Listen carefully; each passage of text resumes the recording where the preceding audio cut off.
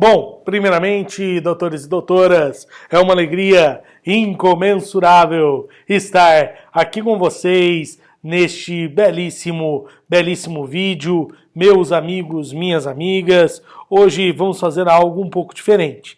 Vamos lá, galera. Como vocês sabem, já está chegando as nossas provas, nós estamos aí na semana das provas, uma turma vai ter prova comigo essa semana e a outra na semana que vem. Então, para ajudá-los, tendo em vista tudo que está acontecendo, eu vou montar uma revisãozinha aqui mesmo por vídeo, tá bem? Qual que é a minha ideia? Utilizar uma aula só para revisão, que é essa aula aqui. Nós vamos ter 2 vídeos de 20 minutos. Além disso, eu vou colocar todos os slides que vão cair na nossa prova e já vou fazer um simulado com vocês. Não vale nota, é só para vocês verem o estilo de prova que eu vou aplicar para a turma de vocês, tá bem? Então, vocês vão ter essa possibilidade de fazer antes uma prova no estilo que eu vou fazer e me enviar aqui, tá bem? Tá no mesmo formato que as nossas provas seriam, tá? Então eu indico a você baixar o vídeo que eu mandei pelo representante, dar uma olhadinha com calma, esse vídeo também foi mandado no seu e-mail, beleza? Tranquilo? Então, para ajudá-los, vamos aí a fazer a nossa revisão. Lembrando o seguinte, nas outras eu colocava uma pergunta no fórum e isso valia como presença. Vai ser a mesma coisa, eu passei a tarefa, que é uma prova nos mesmos moldes que a gente vai fazer. Então você tem que responder lá para mim, mandar para valer presença. Tranquilo, doutores? Beleza, galera? Então vamos lá, vamos adiante! Vamos dar uma olhada nos principais temas que poderão ser arguídos na nossa prova. Só lembrando, não necessariamente o que eu estou falando aqui vai cair e não necessariamente o que eu não falar não vai cair. Eu estou pondo todos os 60 e poucos slides para você estudar. Você tem que estudar todos os temas. Afinal de contas, eu estou fazendo a revisão antes de ter montado as provas, tá bem? Beleza? Então vamos lá, galera. Vamos começar os nossos estudos. O primeiro tema que eu falei ainda antes dessa situação toda do corona, temas introdutórios. Quando nós falamos de temas introdutórios, a primeira coisa que eu falei foi conceito de direito do trabalho. Nós vimos que tem 3 teorias. A primeira, subjetiva, a segunda, objetiva. As 2 primeiras, elas são muito simplistas. Ora bolas, elas falam basicamente assim, olha, se porventura o direito do trabalho tem que ser definido, na primeira leva em conta as partes da relação, a segunda leva em conta apenas a relação.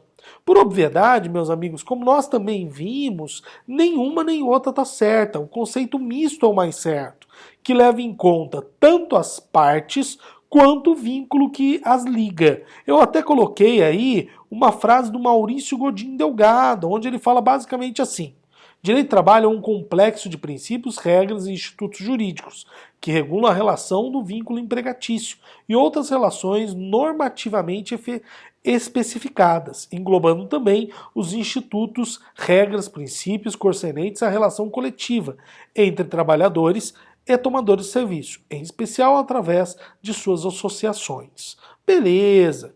Depois disso, a gente discutiu um pouco sobre a autonomia do direito do trabalho. Ou seja, direito do trabalho seria só parte do direito civil ou não? Ou ele seria um novo ramo do direito? Vimos que existem 3 fatores que demonstram que o direito do trabalho ele é autônomo. Vimos lá que o direito do trabalho tem campo teórico próprio, tem teorias específicas, uma metodologia própria, um desenvolvimento doutrinário e até mesmo um desenvolvimento didático. Por isso, hoje, é indiscutível o caráter autônomo do direito do trabalho. Depois nós partimos a questão da natureza jurídica, onde a gente discutiu a natureza jurídica dos direitos trabalhistas. E aí deu uma confusão. Nós vimos que tem 3 grandes correntes, cada uma defendendo um formato. Vamos lá? Vamos lembrar disso? Desculpa. Vamos lembrar disso? Direito do trabalho tem qual natureza? Primeiro, a primeira teoria fala que é ramo do direito público. Beleza, isso significa dizer o seguinte: o direito do trabalho, por mais que ele tenha entre partes pessoas privadas, na realidade ele tem muita intervenção do Estado. Logo, a sua natureza seria praticamente administrativa. Entretanto, vimos que isso é altamente criticado. Afinal de contas, outras áreas também têm intervenção do Estado, nem por isso elas se tornam públicas. Posteriormente, vimos que existe uma corrente majoritária no sentido que seria ramo do direito civil. Afinal de contas, ele nasceu do contrato civilista, que é típico ramo privado, ele seria ramo do direito privado.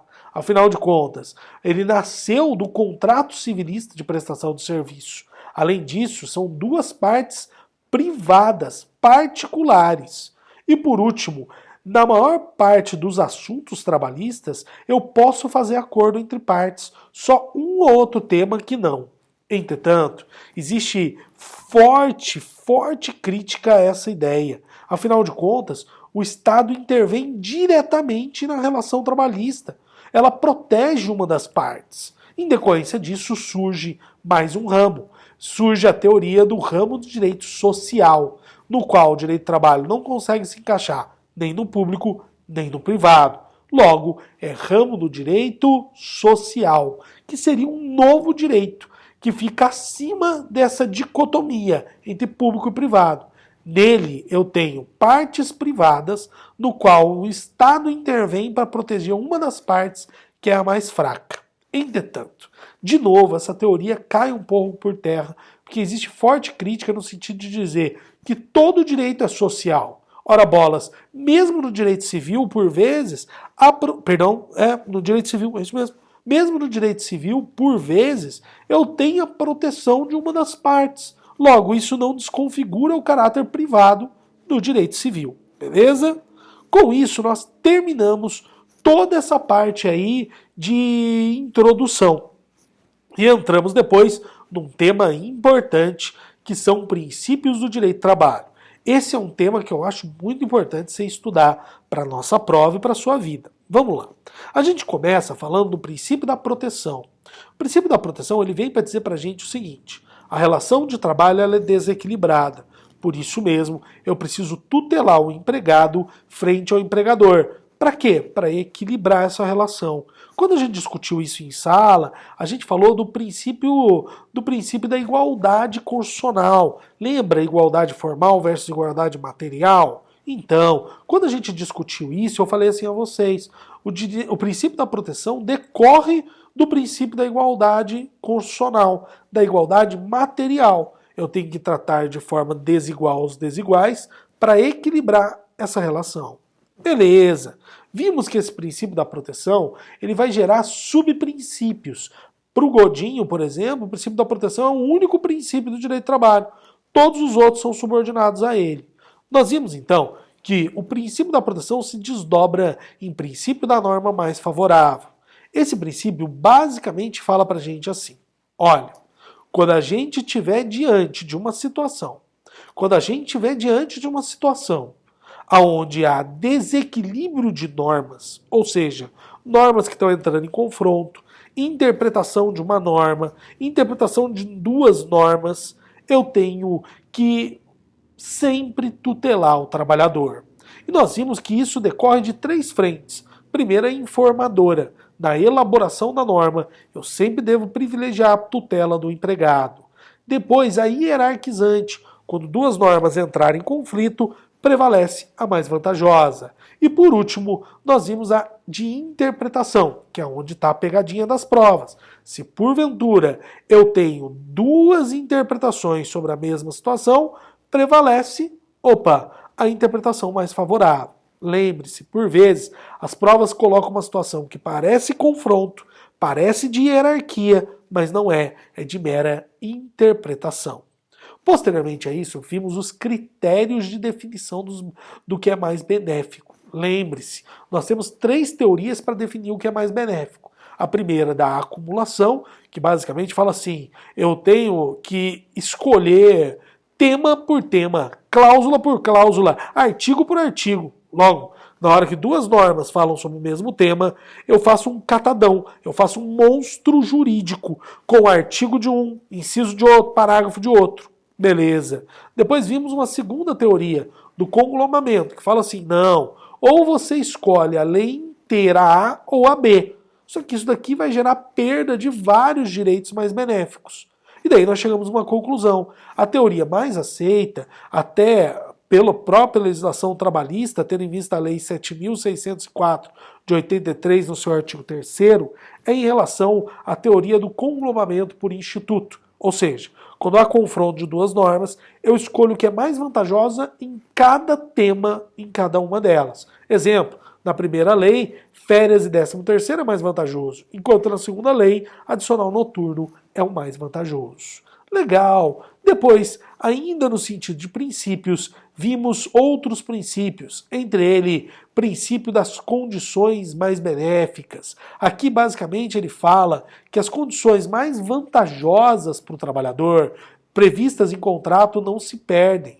Vimos que isso está previsto no artigo 468 e também na súmula 51 do TST.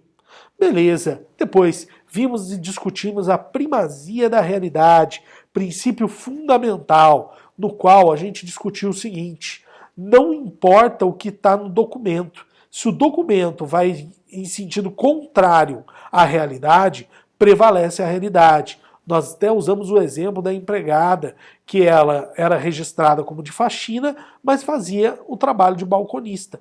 Tanto faz que ela esteja registrada como de faxina.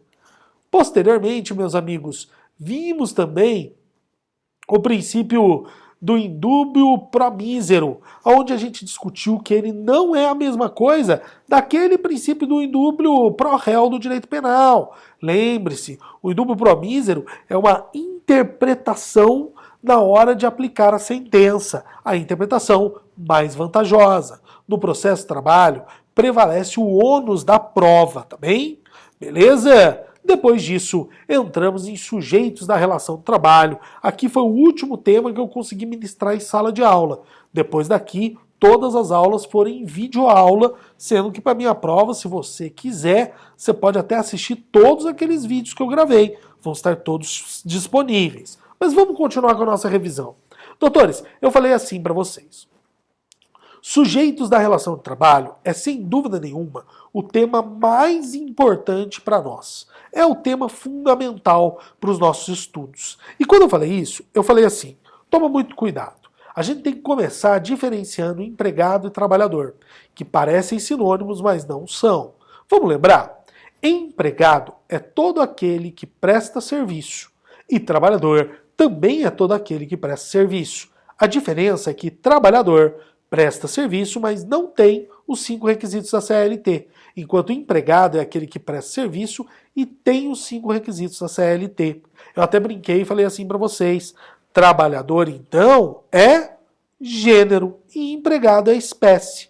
Ora bolas, eu tenho vários tipos de trabalhadores e empregados. Os empregados são como os trabalhadores, prestadores de serviço, mas ele tem 5 requisitos. Essa distinção é muito importante porque o empregado vai ter todos os direitos trabalhistas por ter os 5 requisitos, enquanto que o trabalhador não terá. Nós vimos ainda o conceito de empregado e a gente discutiu isso longamente. São 5 requisitos previstos no artigo 3º e artigo 2º. Basicamente são pessoa física, pessoalidade, habitualidade, subordinação e onerosidade. Vimos que só é empregado no Brasil quem tem esses 5 requisitos. Beleza! E a partir daí, a gente estudou esses 5 requisitos. Vamos lembrar deles? Basicamente é assim. Pessoa física, porque só ser humano pode ser empregado. Pessoalidade, porque o contrato de trabalho é intuito persona, ou seja, eu contrato pessoa certa e definida. Logo, o empregado não pode ter o direito, não pode ter a prerrogativa de não ir trabalhar e mandar outro em seu lugar. Vimos também a não eventualidade, onde eu fiz uma distinção. Não eventual não é a mesma coisa que sucessivo, cotidiano ou diário. O não eventual está muito mais para habitual do que sucessivo, cotidiano ou diário. E ainda eu discuti com vocês e falei assim, toma cuidado, não eventualidade ou habitualidade não é o número de dias na semana. Ou seja, não importa que eu trabalhe um dia só na semana, eu continuo podendo ser não eventual ou habitual. Meus amigos, quando a gente discutiu isso, eu até usei um exemplo do professor que dá uma aula por semana na sexta-feira na universidade. Ele é empregado. E nós chegamos a uma conclusão. Não eventual ou habitual é, na realidade, aquele que tem expectativa de retorno por parte do empregador.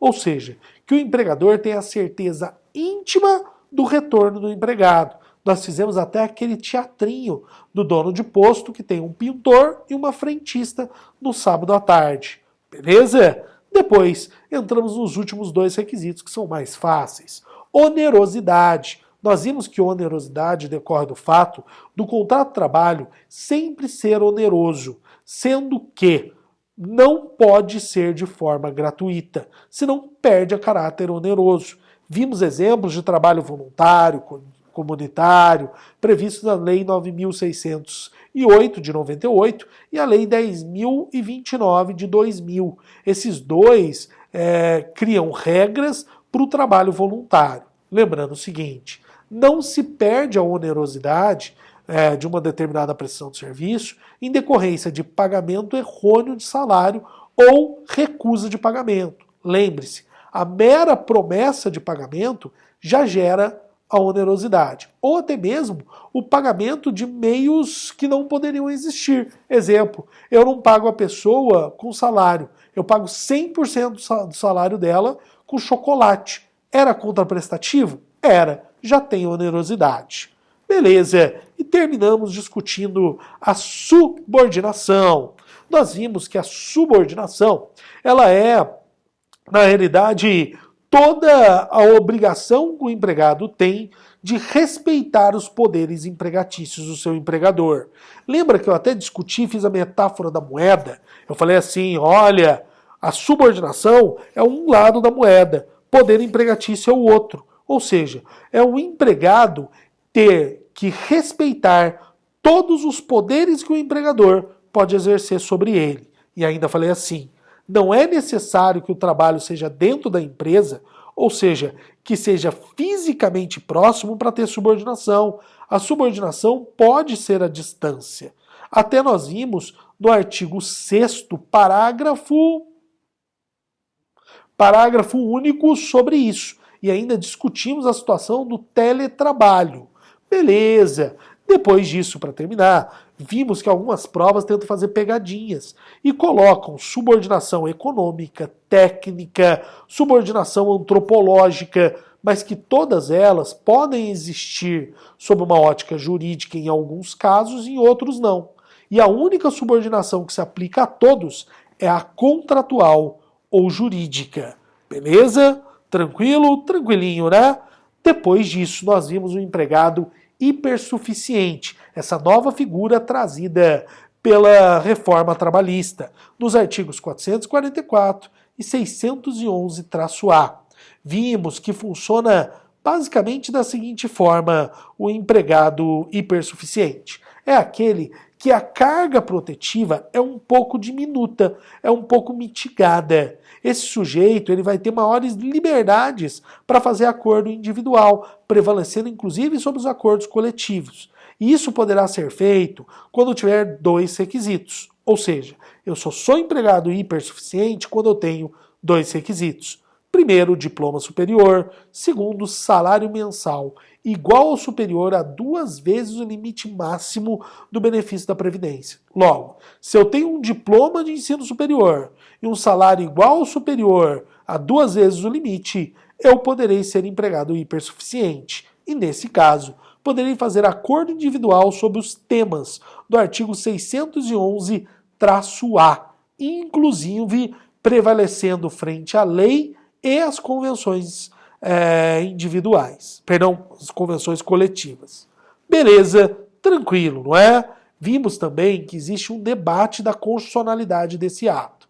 E por último, fizemos uma comparação entre o 611-A e 611-B. Vimos que o 611-A autoriza que as partes, por via de acordo coletivo, convenção coletiva ou acordo individual, no caso do hipossuficiente, pegue os temas do 611-A e faça acordo coletivo ou individual, nesse caso do empregado hipersuficiente. Enquanto que o artigo 611-B, eu não posso fazer acordo, nem coletivo, nem individual no hipersuficiente, naqueles temas. Beleza? Ou seja, basicamente, tudo que está no 611A, o hipossuficiente, ou melhor dizendo, o hipersuficiente, pode fazer acordo individual, enquanto que todos os casos do 611B eu não poderei fazer acordo individual. Tranquilo?